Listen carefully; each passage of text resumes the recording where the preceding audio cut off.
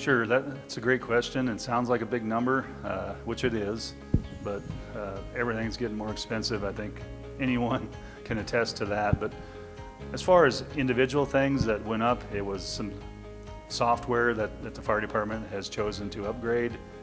We've used a lot of different systems over the years to do report writing, inventory, training records and things like that. And those programs were all different ones. So we had about 6 or 7 different programs. Last year, as part of our capital budget, we asked and received the ability to purchase one program that kind of does it all.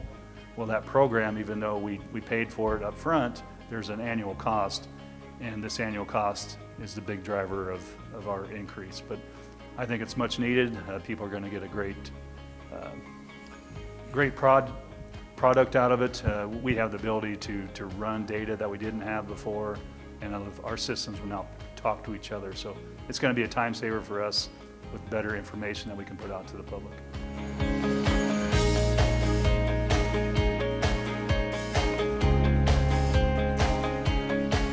Very exciting.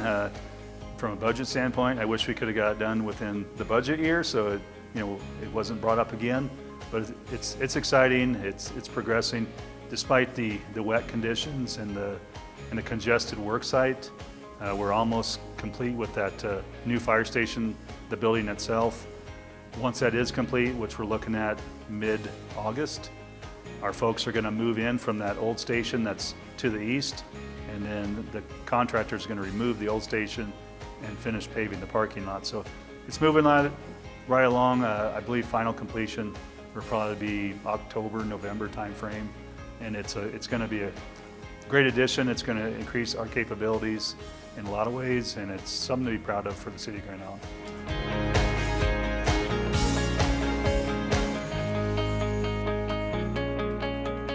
Well, it came to our attention that stuff is very old. There's some standards that are in play that we didn't know about, that are recently adopted, and often those things sneak up on people, but that goes back to that software. That new software that we're looking at tracks inventory, and we can schedule replacement dates. But that being said, we purchased this rope rescue equipment back in 2004 with the help of a grant. Our intent is to apply for that same grant to replace these items, and it's going to be a combination of things between rope rescue, confined space, and tech rescue, but all things that we don't use often, but if we need it, it has to be ready and safe, and that's where that's come from. Now, as far as timing, it's getting old and it's time.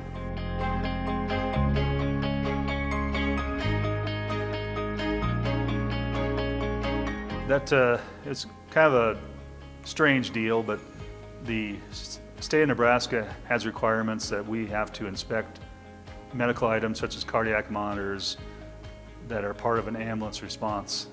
And those monitors, according to manufacturers' specifications, have to be inspected and approved by the manufacturer. Well, the state says you must inspect those according to the manufacturer's guidelines.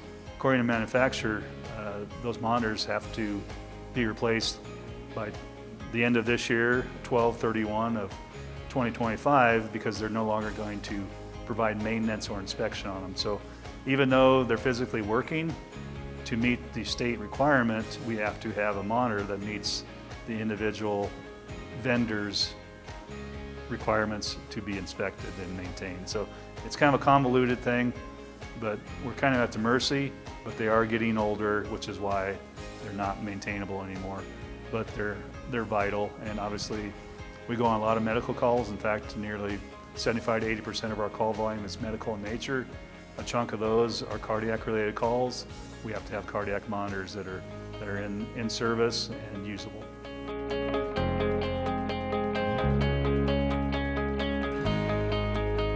I think what I'd like the public to know is everything on our request list, you can trace that directly back to our mission, which is to serve the community. So we're asking for items. Some of them are pretty expensive, but they all are used to serve the community. and our community has come to expect a high level of service out of their fire department. This equipment that we're asking for is going to allow us to continue that and to provide the best level of service possible. So it's a little bit lean compared to some years, but there's plenty there as far as dollars, and costs, but it all boils back to we're here to serve the public.